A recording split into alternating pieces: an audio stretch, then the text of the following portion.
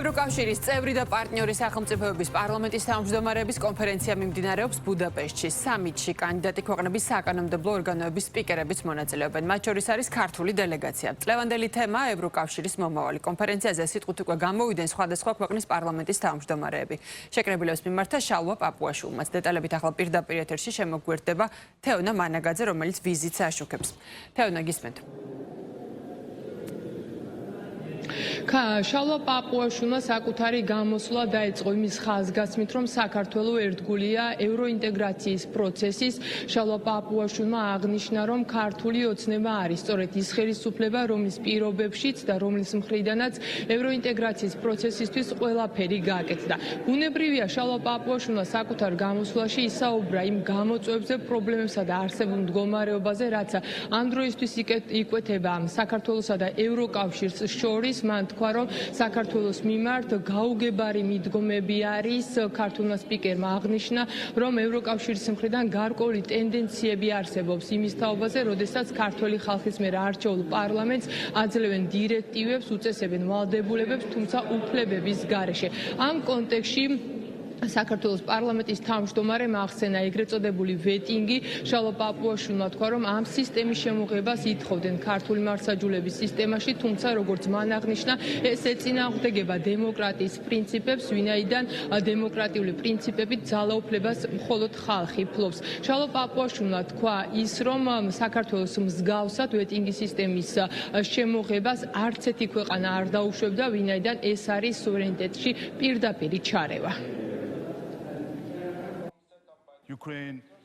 საქართველო ერთგულია ევროკავშირში გაწევრიანების გზის. მე წარმოვადგენ ხელისუფლებას, რომელმაც ყველაზე მეტი გააკეთა ევროკავშირში გაწევრიანების პროცესში საქართველოს წინსვლისთვის.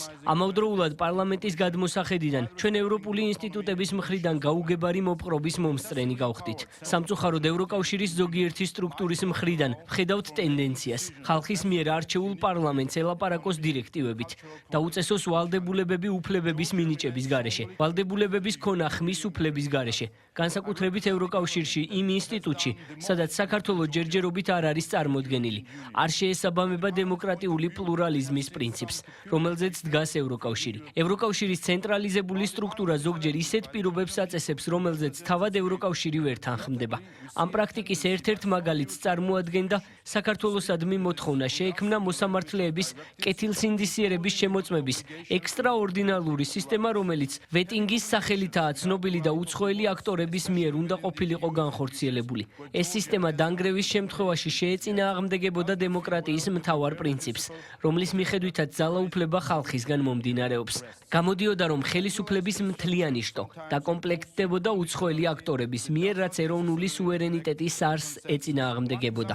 მე ეჭვება, რომ ევროკავშირის რომელიმე წევრი სახელმწიფო თავის სუვერენიტეტში ასეთ ჩარევას დაუშვებდა.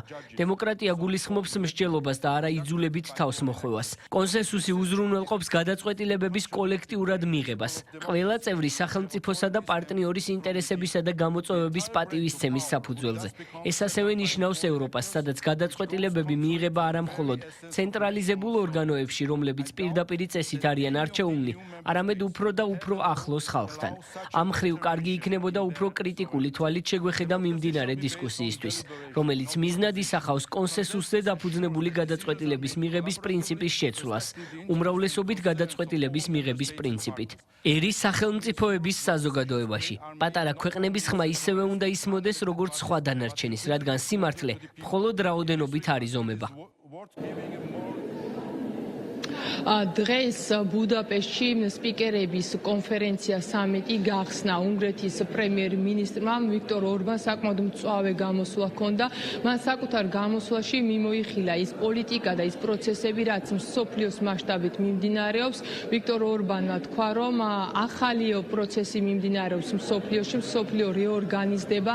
ამერიკაში მისი განცხადებით ახალი ერა დაიწყო, ახალი პოლიტიკა ტარდება. როგორც მან აღნიშნა, ჩინეთი და ინდოეთი ძლიერდებიან. ამ ფონზე ამ ცვლილებებს კი, როგორც მან თქვა, ევროპა შეხვდა მოუმზადებელი. ვიქტორ ორბანი ამბობს, რომ მსოფლიოს მასშტაბით ლიბერალიზმის პოლიტიკა ჩავარდა და წინა პლანზე არის წარმოწეული პატრიოტიზმი და სწორედ პატრიოტული პოლიტიკა. ვიქტორ ორბანმა ისაუბრა იმის თაობაზე, რომ ევროპას სჭირდება ახალი ევროპელი ლიდერები, ძლიერი ლიდერები და ასევე ახალი სტრატეგია იმისათვის, რომ უფრო გაძლიერდეს, რათა გამოწვევებს უპასუხოს. ვიქტორ ორბანმა თქვა, რომ დღეს ევროპა არის მდიდარი, თუმცა სუსტი და ეს კომბინაცია არის ყველაზე საშიში.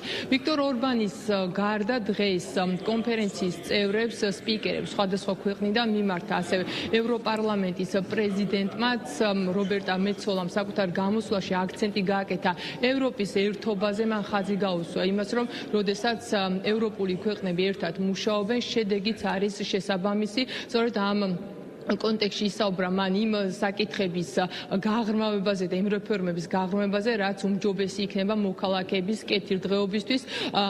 ევროპარლამენტის პრეზიდენტმა ისაუბრა ასევე ევროკავშირის გაფართოების პოლიტიკაზეც და თქვა, რომ მისი სტრუქტურა ერთ-ერთი აქტიური მომხრე არის სწორედ ევროპის, ამ შემთხვევაში ევროკავშირის გაფართოების. მან თქვა, რომ ამის დასტური იყო ის გადაწყვეტილება და ის მოწოდება, როდესაც ევროპარლამენტმა მოწოდება გაახმოვანა საქართველოსთვის, უკრაინისთვის და მოლდოვისთვის კანდიდატის სტატუსის მინიჭების თაობაზე.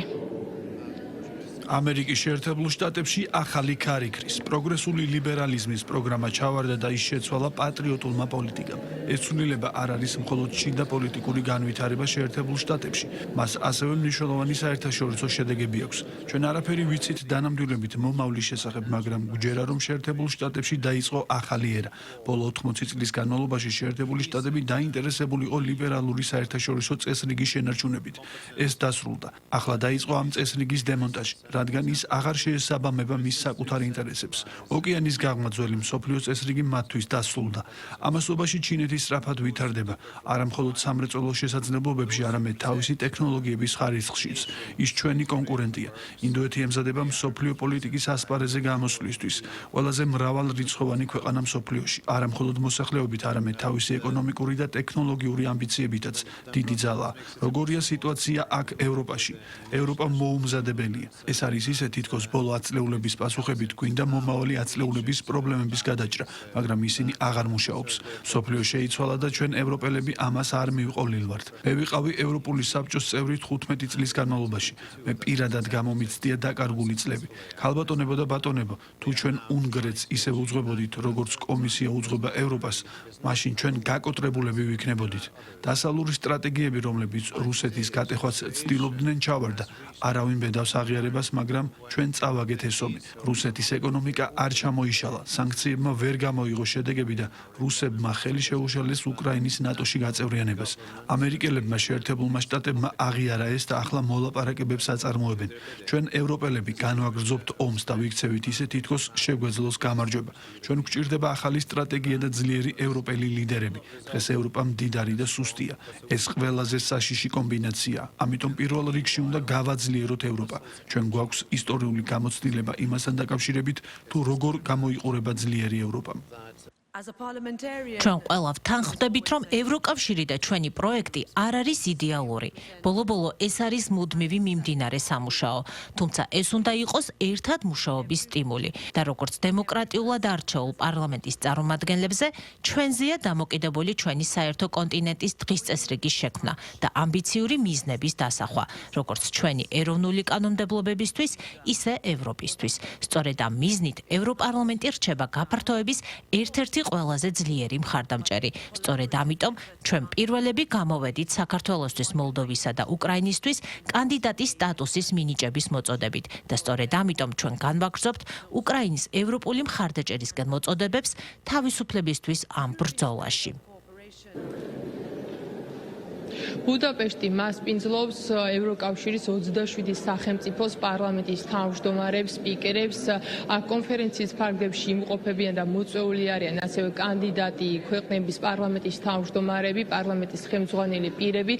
წელს ამ კონფერენციის მთავარი თემა არის ევროკავშირის დღევანდელობა და მომავალი. სწორედ ამ კონტექსტში გამოსვლები ჰქონდათ სხვადასხვა ქვეყნებიდან სპიკერებს და ისინი საუბრობენ საკუთარ ხედვებს, წარმოადგენენ იმის თაობაზე, თუ რა პრობლემები იკვეთება ახლა ევროპაში და რა უნდა შეიცვალოს.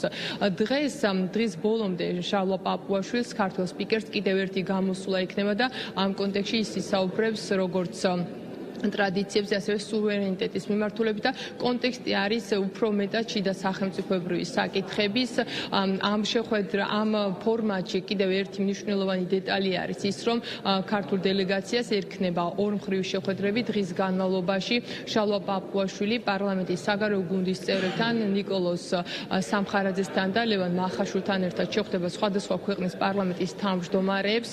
მათ შორის ბუნებრივია არის ევროკავშირის რამდენიმე ქვეყანა და ამ კონტექსტში ძირითადი თემატიკა იქნება ბუნებრივი არის საქართველოს ევროკავშირის შორის არსებული ურთიერთობები. ქართული დელეგაცია ამბობს, რომ ისინი საკუთარ კოლეგებს მიაწოდებენ ინფორმაციას იმის თაობაზე, მათი ხედვით რატომ არის შექმნილი პრობლემები ევროკავშირსა და საქართველოს შორის ურთიერთობებში და სად არსებობს გადატვირთვის გზები, რა უნდა გაკეთდეს როგორც საქართველოს, ასევე ევროკავშირის მხრიდან იმისათვის, რომ ურთიერთობების ნორმალიზება მოხდეს. მადლობა თეონა მანაგაძე ბუდაპეშტიდან საუბრობდა პირდაპირ ეთერში.